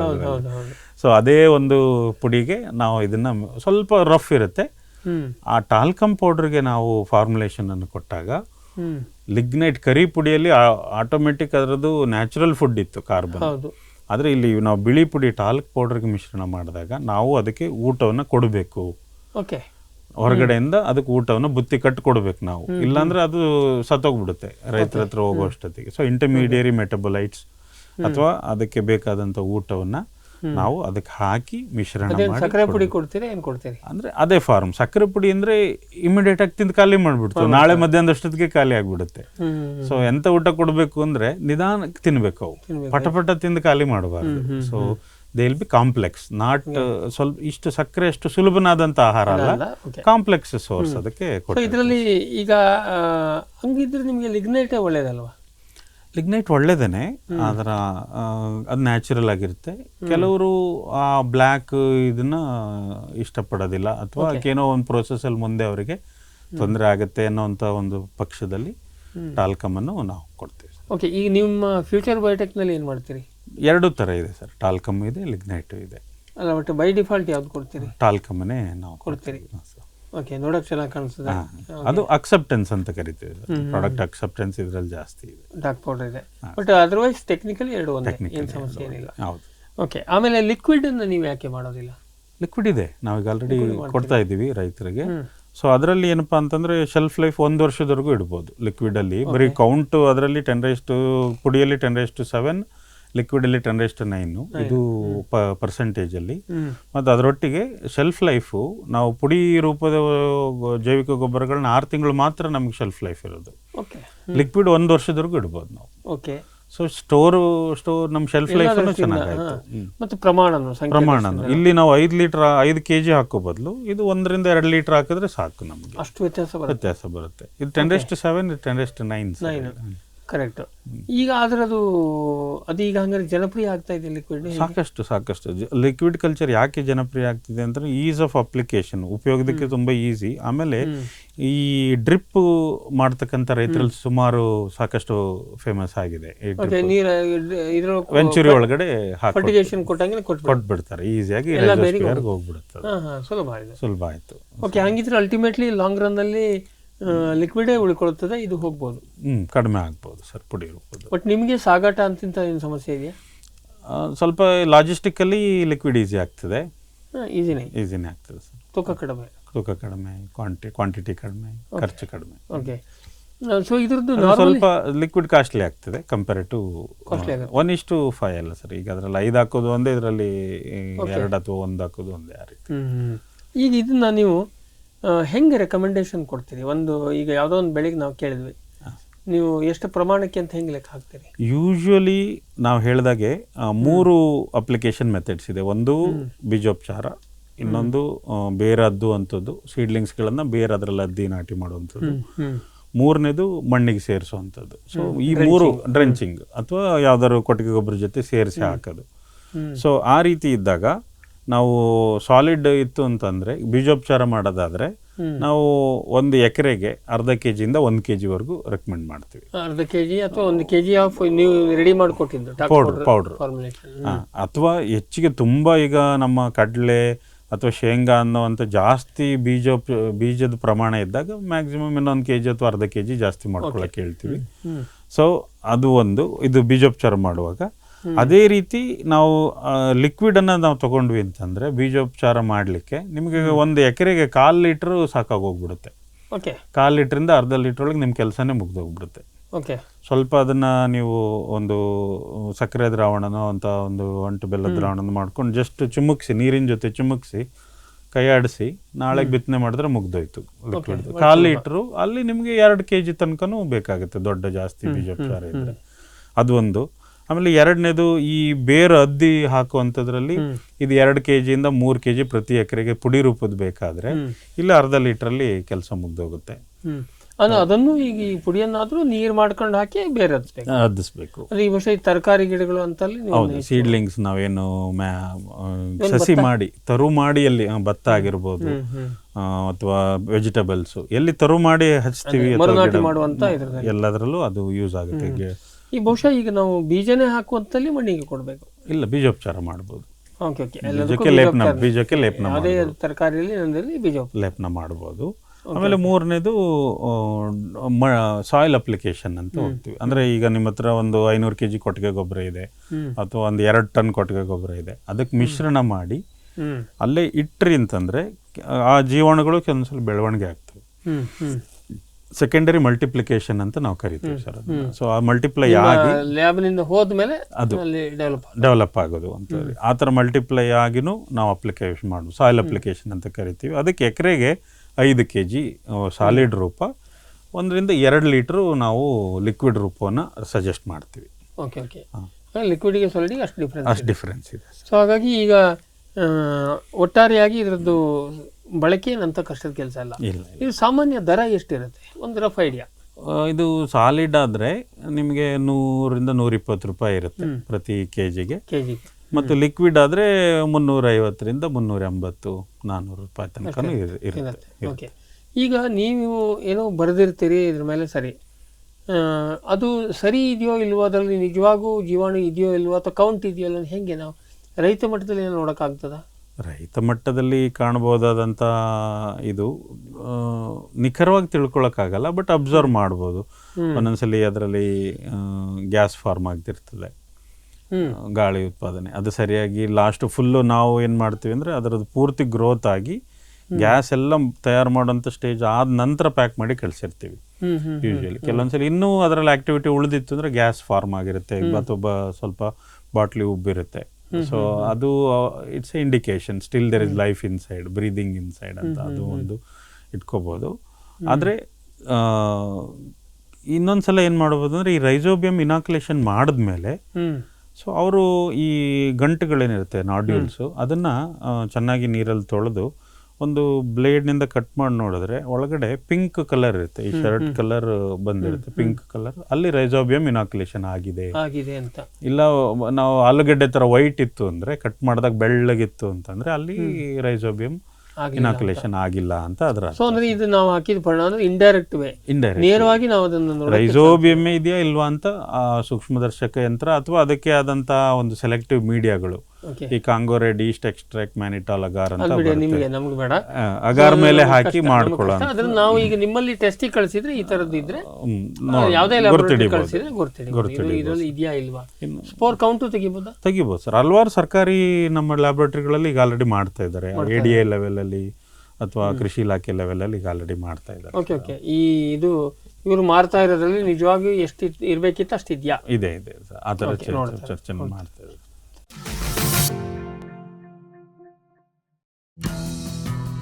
ಜೈನ್ಸ್ ಜಗತ್ತಿನ ಅತಿದೊಡ್ಡ ಅಂಗಾಂಶ ಕೃಷಿ ಪ್ರಯೋಗಾಲಯ ಹಾಗೂ ಟಿಸಿ ಗಿಡಗಳ ಉತ್ಪಾದಕರು. ಸಮೃದ್ಧ ಇಳುವರಿಗೆ ಜೈನ್ ಜೀನೇನ್, ಯಾಲಕ್ಕಿ, ನೇಂದ್ರನ್ ಹಾಗೂ ಕೆಂಪು ಬಾಳೆ ಸಸಿಗಳು, ದಾಳಿಂಬೆ, ಭಗವತಳಿಯ ರೋಗಮುಕ್ತ ಸಸಿಗಳು, ಲಕ್ನೋ 49 ಪೇರಳೆ, ಸ್ಟ್ರಾಬೆರಿ ಇತ್ಯಾದಿ ಗಿಡಗಳು ಯೋಗ್ಯ ಬೆಲೆಯಲ್ಲಿ. ಅಂಗಾಂಶ ಕೃಷಿಯ ಜಾಗತಿಕ ಬ್ರ್ಯಾಂಡ್ ಜೈನ್.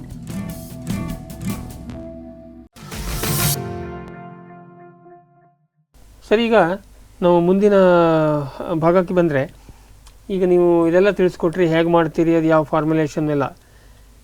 ಈಗ ಇದರಲ್ಲಿ ಭಾಳಷ್ಟು ಕಾಲದಿಂದ, ಸುಮಾರು ಒಂದು 4-5 ದಶಕ ಕಾಲದಿಂದ ಅಥವಾ ಕೊನೆ ಪಕ್ಷ ನಾವೆಲ್ಲ ಕಾಲೇಜಿಗೆ ಹೋಗೋ ಕಾಲದಿಂದನೇ ಇದೆಲ್ಲ ಬಯೋಫರ್ಟಿಲೈಸರ್ ಇತ್ತು. ಬಟ್ ಆ ಪ್ರಮಾಣಕ್ಕೆ ಜನಪ್ರಿಯ ಆಗಿರಲಿಲ್ಲ. ಅದು ಯಾಕಿರಬಹುದು? ಅದರಲ್ಲಿ ಮಾಡು ಅಥವಾ ಮಾಡಬೇಡಿ ಹೇಳುವಂಥದ್ದು ಡೂಸ್ ಆ್ಯಂಡ್ ಡೋಂಟ್ಸ್ ಏನು ಹೇಳ್ಬೋದಾ? ಹೇಳ್ಬೋದು ಸರ್.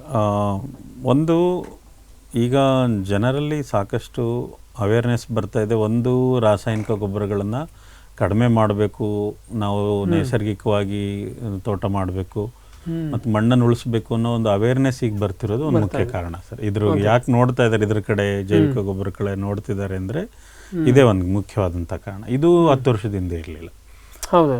ಎರಡನೇದು, ಈ ಒಂದು ಇನ್ಪುಟ್ಸ್ಗಳಲ್ಲಿ ಆದಂಥ ದರದ ಬದಲಾವಣೆ ಈಗ ಕಾಸ್ಟ್ಲಿ ಆಗ್ತಾಯಿದೆ. ಎಲ್ಲನೂ ಕಾಸ್ಟ್ಲಿ, ರಾಸಾಯನಿಕ ಗೊಬ್ಬರಗಳು ತುಂಬ ಕಾಸ್ಟ್ಲಿ ಆಗ್ತಾಯಿದೆ. ಮತ್ತು ಜೈವಿಕ ಗೊಬ್ಬರದಲ್ಲಿ ಸಾವಯವ ಮಾಡಬೇಕು. ಪೆಟ್ರೋಲ್ ರೇಟ್ ಹೆಚ್ಚಾಗಿದ್ದಕ್ಕೆ ಎಲೆಕ್ಟ್ರಿಕಲ್ ವೆಹಿಕಲ್ಗೆ ನಮ್ಗೆ ಕಣ್ಣು ಹೋಗ್ತಾ ಇದೆ, ಇಲ್ಲಾಂದ್ರೆ ಮಾಡ್ತಿರ್ಲಿಲ್ಲ. ಹೌದು ಹೌದು. ಸೊ ಅದು ಒಂದು ಕಾರಣನೇ. ಆಮೇಲೆ ಅದರಲ್ಲಿ ಅವರಿಗೆ ಇವೆರಡು ಮುಖ್ಯವಾದಂಥ ಕಾರಣ.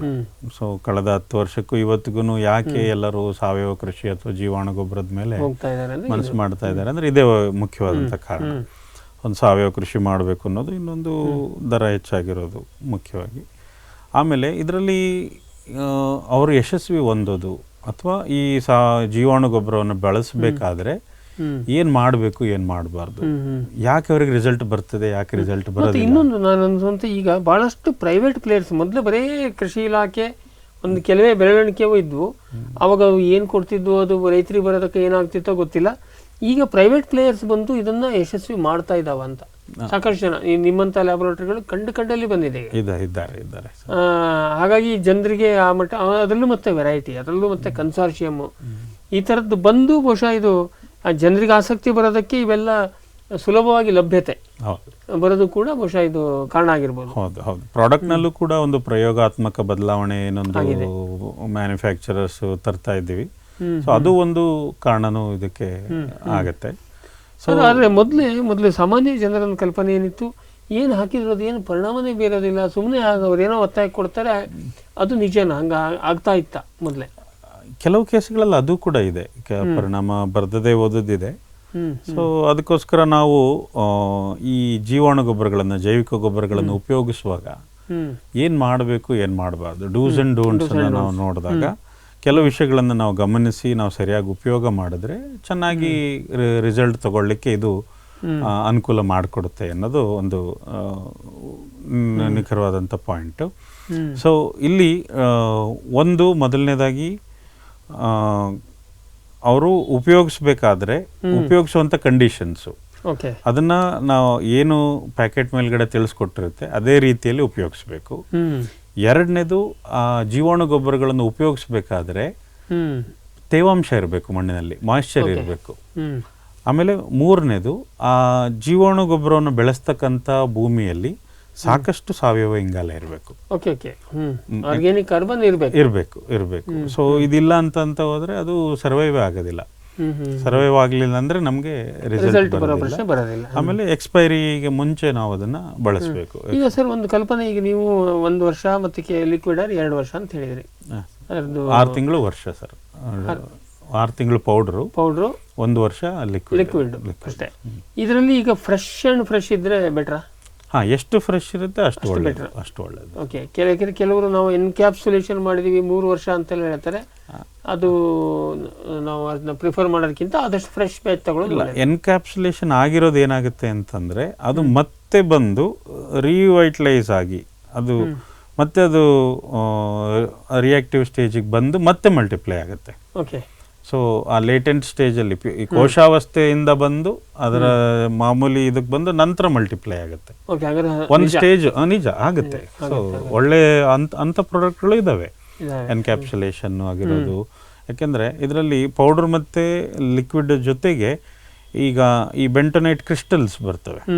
ಬೆಂಟೊನೈಟ್ ಕ್ರಿಸ್ಟಲ್ ಅಂದ್ರೆ ಏನು ಅಂತಂದ್ರೆ ನಮ್ಮ ರೈತರಿಗೆ ಅರ್ಥ ಆಗೋಂಗೆ ಹೇಳ್ಬೇಕು ಅಂದ್ರೆ ಇಟ್ಟಂಗಿ ಇದ್ದಂಗೆ. ಹೆಂಗೆ ಇಟ್ಟಿಗೆ ಚೆನ್ನಾಗಿ ಕಾಯಿಸಿರೋಂಥ ಇಟ್ಟಿಗೆನ ನೀರೊಳಗೆ ಹಾಕಿದ್ರೆ ಅದು ನೀರು ಹಿಡ್ಕೊಳತ್ತ, ಅದೇ ಥರ ಈ ಬೆಂಟೊನೈಟ್ ಅನ್ನೋವಂಥ ಒಂದು ಇದು ಗ್ರ್ಯಾನ್ಯೂಲ್ ಅನ್ನು ಕಾಯಿಸಿದಾಗ ಅದರಲ್ಲಿ ಸಾಕಷ್ಟು ಹೋಲ್ಗಳು ಬರ್ತವೆ. 400 ಡಿಗ್ರಿವರೆಗೂ ಕಾಯಿಸ್ತಾರೆ ಅದನ್ನ. ಬೆಂಟೊನೈಟ್ನ ಕಾಯಿಸಿದಾಗ ಅದರಲ್ಲಿ ಹೋಲ್ಗಳು ಬರುತ್ತೆ. ಬೆಂಟೊನೈಟ್ ಒಂದು ಮಿನರಲ್. ಸೊ ಅದನ್ನ ಕಾಯಿಸಿದಾಗ ಹೋಲ್ಗಳು ಬರುತ್ತೆ. ಅದಕ್ಕೆ ನೀವು ಏನೇ ಸ್ಪ್ರೇ ಮಾಡಿದ್ರು ತನ್ನ ಬಾಡಿಯ ಒಂದು ಅಟ್ಲೀಸ್ಟ್ 5ರಿಂದ 10 ಪಟ್ಟು ಹೀರ್ಕೊಳ್ಳುತ್ತೆ. ಹೀರ್ಕೊಂಡು ತನ್ನೊಳಗಡೆ ಇಟ್ಕೊಳ್ಳುತ್ತೆ. ಅದು ನೀವು ತಗೊಂಡೋಗಿ ಎಲ್ಲ ಹಾಕಿದ್ರೆ ಅಲ್ಲಿ ರಿಲೀಸ್ ಮಾಡುತ್ತೆ. ಸೊ ಆ ರೀತಿ ಆ ಒಂದು ಬೆಂಟೊನೈಟ್ ಇದರಲ್ಲೂ ಇಮ್ಮೊಬಿಲೈಸ್ ಮಾಡಿ ಅದ್ರ ಮೇಲೆ ಸ್ಪ್ರೇ ಮಾಡಿ ಅದರೊಳಗಡೆ ಜೀವಾಣುಗಳು ಎನ್ಕ್ಯಾಪ್ಸುಲೇಷನ್ ಅದರಲ್ಲಿ ಎನ್ಕ್ಯಾಪ್ಸುಲೇಷನ್ ಅಲ್ಲಿ ಕೆಲವು ಟ್ಯಾಬ್ಲೆಟ್ ರೂಪದಲ್ಲೂ ಕೊಡ್ತಾ ಇದ್ದಾರೆ. ಸೊ ಆ ರೀತಿ ನಮ್ದು ಕ್ಯಾಪ್ಸೂಲ್ಸ್ ಏನ್ ನೋಡ್ತೀವಿ ಮೆಡಿಸಿನ್ಸ್ ಆ ರೂಪದಲ್ಲೂ ಸಹ ಬರ್ತವೆ. ಅದರಲ್ಲಿ ಸ್ಪೋರ್ಸ್ಗಳನ್ನ ಏನ್ ಮಾಡಿರ್ತಾರೆ ಅದರೊಳಗಡೆ ಹಾಕಿ ಅದ್ರ ಮೇಲೆ ಜೆಲಾಟಿನ್ದು ಕ್ಯಾಪ್ಸೂಲ್ ಹಾಕಿರ್ತಾರೆ. ಬಂದಿದೆ. ಅದನ್ನ ನಾವು ಗಿಡದ ಹತ್ರ ಹಾಕಿದಾಗ ಆ ಜೆಲಾಟಿನ್ ಹೊರಗಡೆ ಇರ್ತಕ್ಕಂಥ ಲೇಯರ್ ಕರಗೋಗುತ್ತೆ. ಒಳಗಿರುವಂತ ಜೀವಾಣುಗಳು ಮತ್ತೆ ಮಲ್ಟಿಪ್ಲೈ ಆಗಿ ಡೆವಲಪ್ ಆಗ್ತವೆ. ಬಟ್ ಅವೆಲ್ಲ ಇನ್ನೂ ಆ ಮಟ್ಟಕ್ಕೆ ವಾಣಿಜ್ಯ ಮಟ್ಟಕ್ಕೆ ನಮ್ಮಲ್ಲೆಲ್ಲ ಬಂದಿಲ್ಲ. ಒಟ್ಟಲ್ಲಿ ಫಾರ್ಮುಲೇಷನ್ಸ್ ಇದಾವೆ. ನಮ್ಮ ರೈತರು ಇನ್ನೂ ಅದನ್ನ ಅಳವಡಿಸ್ಕೋಬೇಕಾಗಿದೆ. ಸೊ ಇದಾದ್ರೆ ಈಗ ಎನ್ಕ್ಯಾಪ್ಸುಲೇಟೆಡ್ ಸ್ವಲ್ಪ ಇನ್ನೂ 2 ವರ್ಷ 3 ವರ್ಷ ಎಲ್ಲ ಬರುತ್ತೆ ಅಂತ ಹೇಳ್ತಾರೆ. ನಿಜನಾ? ಬರುತ್ತೆ. ಬಟ್ ಸಾಮಾನ್ಯವಾಗಿ ನಾವು ಪುಡಿ ರೂಪದ್ದಾದ್ರೆ 6 ತಿಂಗಳ, ದ್ರವ ರೂಪದ್ದಾದ್ರೆ 1 ವರ್ಷ. ಆದಷ್ಟು ಬೇಗನೆ ಫ್ರೆಶ್ ಬಿಸಿ ದೋಸೆ ತರ ತಂದು ಹಾಕಿದ್ರೆ ಹೆಚ್ಚಿನ ಪರಿಣಾಮ. ಇದು ಓಕೆ. ಇದು ಒಂದಾಯ್ತು. ನೀವು ಇದನ್ನ ಆಮೇಲೆ ಇನ್ನೂ ಡೂಸ್ ಅಂಡ್ ಡೋಂಟ್ಸ್. ಇದನ್ನ ಸ್ಟೋರೇಜ್ ಮಾಡಬೇಕಾದ್ರೆ ಒಂದು ತಂಪಿನ ಪ್ರದೇಶದಲ್ಲಿ ಸ್ಟೋರೇಜ್ ಮಾಡೋದು ಉತ್ತಮ. ಡೈರೆಕ್ಟ್ ಆಗಿ ನೇರ ಬಿಸಿಲಿಗೆ ಅದೊಂದು ಜೀವ ಇರುತ್ತೆ. ಅದು ಹೆಚ್ಚು ಅದರ ನೇರ ಬಿಸಿಲಿಗೆ ತಾಗಿ ಅದು ಉಷ್ಣಾಂಶ ಜಾಸ್ತಿ ಸಾಯುವಂತ ಸಾಧ್ಯತೆಗಳು. ನೀವು ಇದನ್ನ ಪೂರ್ತಿ ಪ್ಯಾಕ್ ಮಾಡಿ ಕೊಟ್ಟಿರ್ತೀರಿ, ಸೀಲ್ಡ್ ಸರ್ ಅಲ್ವಾ? ಅದನ್ನ ಈಗ ಒಂದ್ಸರಿ ನಾವು ಹೊರಗೆ ತೆಗೆದ ಮೇಲೆ ಒಂದು ಪ್ಯಾಕೆಟ್ ಓಪನ್ ಮಾಡಿದ್ಮೇಲೆ ಪೂರ್ತಿ ಬಳಸಬೇಕಲ್ವಾ? ಹೌದು. ಅದನ್ನ ಅರ್ಧಂಬರ್ಧ ಮುಚ್ಚಿಡೋದೆಲ್ಲ ಮಾಡಂಗಿಲ್ಲ. ಯಾಕೆಂದ್ರೆ ಗಾಳಿಯಲ್ಲಿದ್ದ ಮತ್ತು ಯಾವ್ಯಾವ್ದು ಸೇರ್ಕೊಂಡ್ಬಿಡ್ತಾವ. ಸೊ ಇದನ್ನ ನಾವು ಸೀಲು ಅದನ್ನ ಯಾವುದೇ ಕಾರಣಕ್ಕೆ ಬಾಟ್ಲ್ ಅನ್ನಾಗಲಿ ಇದನ್ನಲ್ಲಿ ಓಪನ್ ಮಾಡಿದ್ಮೇಲೆ ಬಳಸಬಾರ್ದು. ಬಳಸುವಾಗೇನೆ ತೆಗಿಬೇಕು. ಇವತ್ತೊಂದು 1 ವಾರ ಬಾಕಿ ಇದೆ. ಸೊ ಇವತ್ತು ಅರ್ಧ ನಾಳೆ ಅರ್ಧ ಗೊಬ್ಬರ ಚೀಲ ಮಾಡ್ದಂಗೆ ಮಾಡಂಗಿಲ್ಲ. ಮಾಡಿದ್ರೆ ಅದ್ರ ಪರಿಣಾಮ ಕಡಿಮೆ ಆಗ್ಬೋದು. ಅದರಲ್ಲಿ ಒಂದು ಅದಕ್ಕೆ ಎಕ್ಸ್ಪೋಸ್ ಆಗಿ ಅದರಲ್ಲಿ ಡೆತ್ ಆಗ್ಬೋದು, ಇಲ್ಲ ಇನ್ನೊಂದು ಯಾವುದೋ ಬಂದು ಅದರೊಳಗೆ ಬೆಳ್ಕೊಳ್ಳೋ ಚಾನ್ಸಸ್ ಇರ್ಬೋದು. ಓಕೆ. ಆಮೇಲೆ ನೀವು ಹೇಳ್ದಂಗೆ ಮಣ್ಣಿನಲ್ಲಿ ಸಾಕಷ್ಟು ತೇವಾಂಶ ಇರಬೇಕು, ಸಾವಯವ ಇಂಗಾಲ ಇರಬೇಕು. ಸರಿಯಾದ ಮೆಥಡಲ್ಲಿ ನಾವು ಮಾಡಬೇಕು. ಈಗ ಬೀಜೋಪಚಾರ ಮಾಡೋದ್ರಲ್ಲಿ ಬೀಜೋಪಚಾರ, ಆಮೇಲೆ ನೆಲಕ್ಕೆ ಹಾಕೋದು, ಅದ್ದೋದಾದ್ರೆ ಅದ್ದೋದು, ಇದನ್ನ ಮಾಡಬೇಕು. ಸೊ ಇನ್ನೇನು ನಾವು ಡೂಸ್ ಅಂಡ್ ಡೋಂಟ್ಸ್. ರಾಸಾಯನಿಕ ಗೊಬ್ಬರ ಹಾಕಿದ್ದಕ್ಕೂ ಇದಕ್ಕೂ ಏನಾದ್ರು ಕ್ಲಾಶ್ ಇದೆಯಾ? ನೇರವಾಗಿ ತಾಗಿದ್ರೆ ಇವುಗಳು ಡೆತ್ ಆಗುವಂತೆ ಚಾನ್ಸಸ್ ಇರುತ್ತೆ. ಹಾರ್ಡ್ ಕೆಮಿಕಲ್ ಅಂದ್ರೆ ಈಗ ನೀವು ಹೇಳೋದು ಆಯ್ತು. ಈಗ ನಾನು ಮಣ್ಣಿಗೆ ಕೂಡ ಪ್ಲಾನ್ ಇದೆ, ರಾಸಾಯನಿಕ ಗೊಬ್ಬರ ಮತ್ತೆ ಈ ಜೀವಾಣು ಗೊಬ್ಬರ ಹಾಕೋದ್ರಲ್ಲಿ ಏನಾದ್ರು ಗ್ಯಾಪ್ ಕೊಡಬೇಕು, ಟೈಮ್ ಗ್ಯಾಪ್ ಕೊಡಬೇಕು, ಆ ಥರ ಏನು ಹೇಳ್ತೀರಾ? ಹೌದು ಸರ್, ಯಾಕಂದರೆ ಈ ರಾಸಾಯನಿಕ ಗೊಬ್ಬರ ಕೊಟ್ಟು ನಾವು ಜೀವಾಣು ಗೊಬ್ಬರ ಕೊಡೋದಾದರೆ ಮಿನಿಮಮ್ ಒಂದು 15 ದಿನ ಆದರೂ ಗ್ಯಾಪ್ ಕೊಡೋವಂಥದ್ದು ಒಳ್ಳೆಯದು. ಯಾಕಂದರೆ ಆ ರೈಸೋಸ್ಪಿಯರ್ ಅಂತ ಏನಂತೀವಿ ಅಥವಾ ರೂಟ್ ಇನ್ಫ್ಲೂಯೆನ್ಸ್ಡ್ ಏರಿಯಾ ಅಂತ ಏನಂತ ಕರಿತೀವಿ, ಅಲ್ಲಿ ಈ ಲವಣಗಳ ಕಾನ್ಸಂಟ್ರೇಷನ್ ಸ್ವಲ್ಪ ತಕ್ಕ ಮಟ್ಟಿಗೆ ಡೈಲ್ಯೂಷನ್ ಆಗಿರುತ್ತೆ, 15 ದಿನ ಬೇಕಂತ ಬೇಕು. ಅಂದರೆ ನೀವು ಹೇಳೋದು ಈಗ ರಾಸಾಯನಿಕ ಗೊಬ್ಬರ ಹಾಕಿ 15 ದಿನ ಬಿಟ್ಟು ಆಮೇಲೆ ಇದನ್ನು ಹಾಕೋದು ಬೆಟರ್, ಕೊಡೋದು ಬೆಟರ್, ಅಥವಾ ಇದನ್ನು ಕೊಟ್ಟು 15 ದಿನಕ್ಕೆ ಅದನ್ನು ಕೊಡೋದು ಬೆಟರ್. ಓಕೆ ಓಕೆ, ಇದು ಅಷ್ಟೊತ್ತಿಗೆಲ್ಲ ಎಸ್ಟಾಬ್ಲಿಷ್ ಆಗಿರುತ್ತೆ, ಅವಾಗ ಏನು ಬಂದರೂ ನಾನು ಎದುರಿಸ್ತೀನಿ ಅಂತ ಶಕ್ತಿ ಸ್ವಲ್ಪ ಡೆತ್ ಆದರೂ ಮತ್ತೆ ಮಲ್ಟಿಪ್ಲೈ ಆಗ್ತವೆ. ಅದು ಅಲ್ಲಿ ತಾಗದಲ್ಲಿ ಇದಾಗ್ಬೋದು ಅಷ್ಟೇ. ಸೊ ಹಾಗಾಗಿ ಮತ್ತು ಅಷ್ಟಕ್ಕೂ ಮೀರಿ ಈ ರಾಸಾಯನಿಕ ಗೊಬ್ಬರನೂ ಇವಕ್ಕೂ ಬೇಕು. ಸಾರ್ವಜನಿಕವನ್ನು ತಿಂದು ಹಂಗೆ ಬರಲಪ್ಪ ಅಂತೇಳಿ ಒಂದು ಸ್ವಲ್ಪ ಹಾಳಾದರೂ ಮತ್ತೆ ಕಾಲನಿ ತಯಾರಾಗ್ತವೆ. ಸೊ ನೀವು ಹೇಳೋದು ಒಂದು 15 ದಿನ ಗ್ಯಾಪು. ಇನ್ನು ಈ ಜೀವಾಣುಗಳನ್ನು ಮತ್ತಿನ್ಯಾವುದಾದ್ರು ರಾಸಾಯನಿಕಗಳ ಜೊತೆಗೆ ಕೊಡ್ಬೋದಾ? ಜೊತೆಗೆ ಇಲ್ಲಿವರೆಗೂ ನಾವು ಅಡ್ವೈಸ್ ಮಾಡಿಲ್ಲ ಸರ್ ಯಾರಿಗೂ. ಸ್ವಾಭಾವಿಕವಾಗಿ ಅದು ಕ್ಲಾಶ್ ಆಗುತ್ತೆ. ಅದು ಏನಕ್ಕೆ ಸರ್ ಬರೋದು ಈಗ ಬಂತು ಅಲ್ಲ, ಅದು ಈಗ ಲೇಬರ್ ಕಾಸ್ಟ್ಲಿ ಇರೋದಕ್ಕೆ, ಇದಕ್ಕೊಂದ್ಸರಿ ಹೋಗು ಆಮೇಲೆ ಇನ್ನೊಂದು ಸರಿ ಅದ್ರ ಬೆಳೆಯಲ್ಲಿ ಹೋಗು ಅಂತ ಒಂದು 10-20 ಎಕರೆ ಹೇಳಿದರೆ ಕಷ್ಟ. ಅಂದರೆ ಅದರಲ್ಲಿ ಎಲ್ಲಿ ಬರುತ್ತೆ ನಾವು ಫೀಲ್ಡ್ ಅಪ್ಲಿಕೇಶನ್ ವಿಷಯ ಬಂದಾಗ. ಆದರೆ ಪ್ರಿಫರೇಬಲಿ ಬೇರೆ ಬೇರೆ ಕೊಡೋದು ಒಳ್ಳೆಯದು, ಉತ್ತಮ. ಅದಕ್ಕೆ ಇಲ್ಲ. ಆಮೇಲೆ ನಮಗೆ ನಂಬಿಕೆ ಇರುವಂಥ ಬ್ರ್ಯಾಂಡ್ ತರಬೇಕು. ಏಕೆಂದರೆ ಅದರಲ್ಲಿ ನಾವಂತೂ ಹೋಗಿ ಲ್ಯಾಬೊರೇಟ್ರಿ ಎಲ್ಲ ಹೋಗಿ ಚೆಕ್ ಮಾಡಿಸಿ ಅವೆಲ್ಲ ಆಗೋಗೋ ಕೆಲಸ ಅಲ್ಲ. ಹಾಗಾಗಿ ಯಾವುದ್ರದ್ದು ಜವಾಬ್ದಾರಿ ನಮಗೆ ಅನ್ನಿಸ್ತದೋ ಅದನ್ನು ಮಾಡಬೇಕು. ನಿಜ ಸರ್, ಯಾಕೆಂದರೆ ಒಬ್ಬರು ಈ ಜೀವಾಣುಗಳನ್ನು ಮ್ಯಾನುಫ್ಯಾಕ್ಚರಿಂಗ್ ಮಾಡ್ತಾ ಇದ್ದಾರೆ ಅಂತಂದರೆ ಅವರಿಗೆ ಮಿನಿಮಮ್ ಲ್ಯಾಬೊರೇಟರಿ ಫೆಸಿಲಿಟೀಸ್ ಅಂತ ಇರಬೇಕಾಗುತ್ತೆ. ಆಟೋಕ್ಲೇವ್, ಲ್ಯಾಮಿನಾರ್ ಏರ್ ಫ್ಲೋ, ಮತ್ತೆ ಮಲ್ಟಿಪ್ಲಿಕೇಶನ್ಗೆ ಫರ್ಮೆಂಟರು, ಅದು ಸಾಧ್ಯ ಆದರೆ ನಾವು ಹೋಗಿ ಕ್ರಾಸ್ ಚೆಕ್ ಮಾಡಬೇಕು, ತಿಳ್ಕೊಳ್ಳೋದು. ಅಥವಾ ಅವ್ರದ್ದು ಅವರು ಕಂಪನಿ ಬಗ್ಗೆ ಇರೋಂಥ ವೆಬ್ಸೈಟ್ಗಳು, ಅವ್ರದ್ದಿರೋಂಥ ವಿಡಿಯೋಗಳು, ಅವ್ರ ಮ್ಯಾನುಫ್ಯಾಕ್ಚರಿಂಗ್ ಫೆಸಿಲಿಟಿ ಎಲ್ಲಿದೆ, ಅವ್ರ ಸೈಂಟಿಸ್ಟ್ ಯಾರಿದ್ದಾರೆ ಕೇಳಿಕೊಂಡು ನಾವು ಮಾಡೋದು ಉತ್ತಮ ಅಂತ. ಅಂದರೆ ಈಗ ಯಾರ ಹತ್ರ ತಂದು ರೀಪ್ಯಾಕ್ ಮಾಡುವಂಥ ವ್ಯವಹಾರ ಬೇಡ ಬೇಡ ಬೇಡ ಬೇಡ. ಉಳಿದಂತೆ ಮೇಲ್ನೋಟಕ್ಕೆ ನಮಗೇನು ಗೊತ್ತಾಗೋದಿಲ್ಲ ರೈತರಿಗೆ. ಸೊ ಇದರಲ್ಲಿ ಒಂದು ಗೋಬೈ ಬ್ರ್ಯಾಂಡ್ ಯಾರದ್ದು ಇದು ಚೆನ್ನಾಗಿದೆಯೋ ಹಾಗೆ. ಈಗ ಆಮೇಲೆ ಪ್ರೀವಿಯಸ್ ತಂದು ಅವ್ರಿಗೆ ಒಳ್ಳೆ ಅನುಭವ ಆಗಿರುತ್ತೆ, ರಿಸಲ್ಟ್ ಬಂದಿರುತ್ತೆ, ಅವ್ರದನ್ನ ಮುಂದುವರಿಸಬಹುದು. ಸೊ ಇದರಲ್ಲಿ ಈಗ ಕನ್ಸಾರ್ಷಿಯಂ ಹೇಳೋದನ್ನು ನೀವು ಇದೆಲ್ಲದನ್ನು ಹೌದು. ಈಗ ನಾವು ಕನ್ಸಾರ್ಷಿಯಂ ಹೇಳೋ ಮಾತು ಬಂದಾಗ ಈಗೆಲ್ಲ ಗೊಬ್ಬರ ಜೀವಾಣುಗಳನ್ನು ಒಂದು ಕನ್ಸಾರ್ಷಿಯಂ ಮಾಡ್ಬೋದು. ಅದು ಇನ್ನೂ ಬೇರೆ ಬೇರೆ ಬಯೋ ಪೆಸ್ಟಿಸೈಡ್ಸು, ಬಯೋ ಫಂಗಿಸೈಡ್ಸ್ ಏನೆಲ್ಲ ಬರ್ತವೆ ಅವನ್ನೆಲ್ಲ ಮಿಕ್ಸ್ ಮಾಡೋಕ್ಕೆ ಬರುತ್ತಾ? ಯೂಶಲಿ ಮ್ಯಾಕ್ಸಿಮಮ್ 3 to 5 ಮೈಕ್ರೋ ಆರ್ಗನಿಸಮ್ಸ್ನ ಒಂದು ಕನ್ಸಾರ್ಷಿಯಂ ಅಂತ ಮಾಡ್ಬೋದು. ಅದಕ್ಕಿಂತ ತುಂಬ ಹೆಚ್ಚು ಜೀವಾಣುಗಳನ್ನು ಕನ್ಸಾರ್ಷಿಯಂ ಮಾಡೋದ್ರಲ್ಲಿ ಸ್ವಲ್ಪ ಪ್ರಾಕ್ಟಿಕಲಿ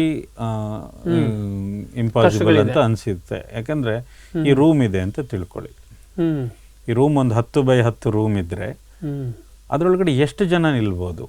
ಅವ್ರು ಕುಳ್ಳರಿರಲಿ, ಮಕ್ಕಳಿರಲಿ, ಸಣ್ಣವರಿರಲಿ, ದೊಡ್ಡವರಿರಲಿ, ಅದಕ್ಕೊಂದು ಲಿಮಿಟ್ ಅಂತ ಇದೆ ತಾನೆ. ಸೊ ಅದೇ ರೀತಿ 1 ಮಿಲಿ ಅಥವಾ 1 ಗ್ರಾಮ್ ಪುಡಿಯಲ್ಲಿ ಅಥವಾ 1 ಮಿಲಿ ಔಷಧದಲ್ಲಿ ಅದಕ್ಕೆ ಅಂತ ಒಂದು ಸ್ಪೇಸ್ ಇದೆಯಾ? ಸೊ ಅದರೊಳಗಡೆ ಎಷ್ಟು ತುಂಬಿಸಕ್ಕಾಗೋದಿಲ್ಲ, ಬಹಳ ತುಂಬಿಸಕ್ಕಾಗಲ್ಲ. ಹಳ್ಳಿ ಟೆಂಪೋ ಥರ ಆಗ್ಬಿಡುತ್ತೆ. ಹೌದು, ಟೆಂಪೋಗೂ ಒಂದು ಲಿಮಿಟ್ ಇದೆ. ಸೊ ಅಲ್ಲಿಗೆ ಹಾಗಾಗಿ ಅಂದರೆ ಕಾಂಪ್ಯಾಟಿಬಿಲಿಟಿ ಇರಬಹುದು ಅದನ್ನು, ಬಟ್ ಅದನ್ನು ಜವಾಬ್ದಾರಿ ಇದ್ದಂಥವ್ರು ಅದನ್ನು ಚೆಕ್ ಮಾಡಿ ಹಾಕಿದರೆ ಓಕೆ ಅಂತ ಒಪ್ಕೋಬೋದು. ಕೆಲವೊಮ್ಮೆ ಸುಮ್ಮನೆ ಕ್ಲೇಮ್ ಮಾಡ್ತಾರೋ 50 ಆರ್ಗ್ಯಾನಿಸಮ್ ಹಾಕಿದ್ದೀವಿ, 25 ಹಾಕ್ತೀವಿ, ಅದೇ ಕಷ್ಟ ಆಗುತ್ತೆ ಅಂತ ನಾನು ಹೇಳೋದು. ಈಗ 3 ಆರ್ಗ್ಯಾನಿಸಮ್ಸ್ 10⁵5 ಕೌಂಟಲ್ಲಿ ಇದ್ದಾವೆ ಅಂತ ನಾವು ಊಹೆ ಮಾಡ್ಕೋಬೋದು. ಅಥವಾ 5 ಆರ್ಗ್ಯಾನಿಸಮ್ಸ್ 5 × 10⁻7 ಪರ್ ಗ್ರಾಮ್ ಕೌಂಟ್ ಇದ್ದಾವೆ ಅಂತ ತಿಳ್ಕೊಬೋದು. ಅದೇ ನೀವು 50 × 10⁹9 ಅಥವಾ 100 ಆರ್ಗ್ಯಾನಿಸಮ್ಸ್ × 10⁹9 ಅಂದರೆ ಜಾಗ ಫಿಸಿಕಲ್ ಅದ್ರ ಪರ್ಫಾರ್ಮೆನ್ಸ್ ನೆಕ್ಸ್ಟ್ ಲೆವೆಲ್ಗೆ ಮಾತಾಡೋಣ. ಮಿಯರ್ ಎಕ್ಸಿಸ್ಟೆನ್ಸ್ ಅಥವಾ ಅಲ್ಲಿ ಉಳಿಲಿಕ್ಕಾದ್ರೂ ಅದು ಒಂದು ಪ್ರಾಕ್ಟಿಕಲ್ ಮೆಟಬಲೈಟ್ಸ್ ಆಹಾರ ಬೇಕು. ಅವು ಮತ್ತೆ ಬಿಡ್ತವೆ, ಅವು ಉಸಿರಾಡ್ತವೆ, ಅವು ಮೆಟಬಲೈಟ್ಸ್ನ ಬಿಡ್ತವೆ, ಅವು ಯಾರಿಗೂ ಅಫೆಕ್ಟ್ ಮಾಡ್ದಂಗೆ ಇರಬೇಕು. ಸೊ ಇವೆಲ್ಲ ಒಂದು ಸ್ವಲ್ಪ ಪ್ರಾಕ್ಟಿಕಲಿ. ಅದಕ್ಕೆ ಏನು ಅಂದರೆ ಇನ್ಸ್ಟಿಟ್ಯೂಷನಲೈಸ್ ಅಥವಾ ಒಂದು ಇನ್ಸ್ಟಿಟ್ಯೂಷನಿಂದ ಅದು ಅಪ್ರೂವ್ ಆಗಿರಬೇಕು ಅಥವಾ ಸರ್ಕಾರದಿಂದ ಅಪ್ರೂವ್ ಆಗಿರಬೇಕು. ಆ ಟೆಕ್ನಾಲಜಿ ಆಗಿರ್ಬೋದು ಅಥವಾ ಪ್ರಾಡಕ್ಟ್. ಸೊ ಇಂಥದ್ದು ಹಾಕಿದ್ದೀವಿ ಹೇಳೋದನ್ನು ಹಾಕಿದ್ದನ್ನು ಅವ್ರು ರಿಸಲ್ಟನ್ನು ಕೊಟ್ಟು ಅಪ್ರೂವ್ ಆದರೆ ಅದನ್ನು ನಾವು ಒಪ್ಕೋಬೋದು. ಅಥವಾ ಎಲ್ಲರೂ ಟ್ರಯಲ್ ಮಾಡಿ ಒಂದು ವಿಶ್ವವಿದ್ಯಾಲಯದಲ್ಲೋ ಎಲ್ಲ ಒಂದು ಕಡೆ ಟ್ರಯಲ್ ಮಾಡಿ ರಿಪೋರ್ಟ್ ತೊಗೊಂಡಿದ್ರೆ ಓಕೆ, ಅದನ್ನು ನಾವು ಒಪ್ಕೋಬೋದು. ಸರಿ, ಈಗ ನಾವು ಬಹುಶಃ ಈ ಬಯೋ ಫರ್ಟಿಲೈಸರಿಗೆ ಸಂಬಂಧಪಟ್ಟಂಥ ಬಹುತೇಕ ಎಲ್ಲ ವಿಷಯವನ್ನು ಚರ್ಚೆ ಮಾಡಿದ್ವಿ ಅಂತ ಅನ್ಕೋತೀವಿ. ವೀಕ್ಷಕರೇ, ನಿಮಗೂ ಕೂಡ ಈ ಇದರಲ್ಲಿ ಸಾಕಷ್ಟು ಮಾಹಿತಿ ಸಿಕ್ತು ಅಂತ ಅನ್ಕೋತೀವಿ. ಇದೆಲ್ಲ ಭಾಳಷ್ಟು ವಿಷಯಗಳು ನಿಮಗೆ ಗೊತ್ತಿದ್ದಿದ್ದೆ, ಆದರೆ ಅದಕ್ಕೊಂದು ನಾವು ಸ್ಪಷ್ಟವಾದಂಥ ರೂಪವನ್ನು ಕೊಟ್ವಿ. ಇದು ಹೀಗೆ ಬರುತ್ತೆ ಆಗ ಬರುತ್ತೆ ನಿಮ್ಗೆ ಗೊತ್ತು, ಅದರ ನಿರ್ದಿಷ್ಟವಾಗಿ ಯಾವುದು ಸರಿ ಯಾವುದು ತಪ್ಪು, ಹೇಗಿದ್ದರೆ ಸರಿ, ಇದನ್ನು ಸಾಕಷ್ಟು ನಾವು ಚರ್ಚೆ ಮಾಡಿದ್ವಿ. ಇಷ್ಟೊತ್ತು ನಮಗೆ ಸಾಕಷ್ಟು ಮಾಹಿತಿಯನ್ನು ಕೊಟ್ಟಂತಹ ಫ್ಯೂಚರ್ ಬಯೋಟೆಕ್ ಧಾರವಾಡದ ಸ್ಥಾಪಕರಾದಂಥ ವಿಜ್ಞಾನಿ ಡಾಕ್ಟರ್ ಮಂಜುನಾಥ್ ಅವರಿಗೆ ನಿಮ್ಮೆಲ್ಲರ ಪರವಾಗಿ ಮತ್ತು ನಮ್ಮ ವಾಹಿನಿಯ ಪರವಾಗಿ ಧನ್ಯವಾದವನ್ನು ಹೇಳೋಕ್ಕೆ ಇಷ್ಟಪಡ್ತೀವಿ. ವೀಕ್ಷಕರೇ, ನಿಮಗೂ ಕೂಡ ಸಾಕಷ್ಟು ಮಾಹಿತಿ ಸಿಕ್ತು ಅಂತ ಅನ್ಕೋತೀವಿ, ಮತ್ತು ನೀವು ಕೂಡ ಭಾಳ ಪೇಷನ್ಸಿಂದ ಕೇಳಿರ್ತೀರಿ. ಅದಕ್ಕೆ ನಿಮಗೂ ಕೂಡ ಧನ್ಯವಾದವನ್ನು ಹೇಳ್ತಾ, ಮುಂದಿನ ಕಂತಿನಲ್ಲಿ ಮತ್ತೆ ನಾವು ಡಾಕ್ಟರ್ ಮಂಜುನಾಥ್ ಅವ್ರನ್ನ ಮಾತಾಡ್ಸೋಕ್ಕೆ ಸಾಕಷ್ಟು ಇನ್ನೂ ವಿಷಯಗಳು ಬಾಕಿ ಇದೆ, ಅದನ್ನು ತರ್ತೀವಿ. ಮತ್ತು ಮುಂದಿನ ಜ್ಞಾನ ವಿಜ್ಞಾನಿ ಕಾರ್ಯಕ್ರಮದಲ್ಲಿ ಭೇಟಿಯಾಗೋಣ. ನಮಸ್ಕಾರ. ಈ ಕಾರ್ಯಕ್ರಮದ ಪ್ರಾಯೋಜಕರು ಜೈನ್ ಇರಿಗೇಷನ್ ಸಿಸ್ಟಮ್ಸ್ ಲಿಮಿಟೆಡ್, ಜಾಗತಿಕ ತುಂತುರು ಮತ್ತು ಹನಿ ನೀರಾವರಿ ಉಪಕರಣಗಳ ಉತ್ಪಾದಕರು, ಬೇಸಾಯ ತಂತ್ರಜ್ಞಾನ ನಿರೂಪಕರು ಹಾಗೂ ರೋಗರಹಿತ ಟಿಶ್ಯೂ ಕಲ್ಚರ್ ಗಿಡಗಳು. ಕ್ಯಾಡ್ಬರೀಸ್, ಕೋಕೋ ಬೆಳೆಸಿ ಅಧಿಕ ಆದಾಯ ಗಳಿಸಿ.